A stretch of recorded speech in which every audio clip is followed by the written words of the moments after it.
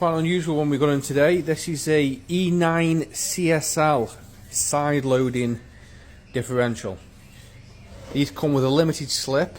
The reason they're side loaded is because they side load from the side of the case rather than the back. So you would install the LSD from the side and not the rear. And yeah, it's in quite a bad condition, but not too bad considering the year of the car. I think it's 1972 vehicle. So yeah, it's come in to be recommissioned, and we're going to overhaul this diff and bring it back to its original glory.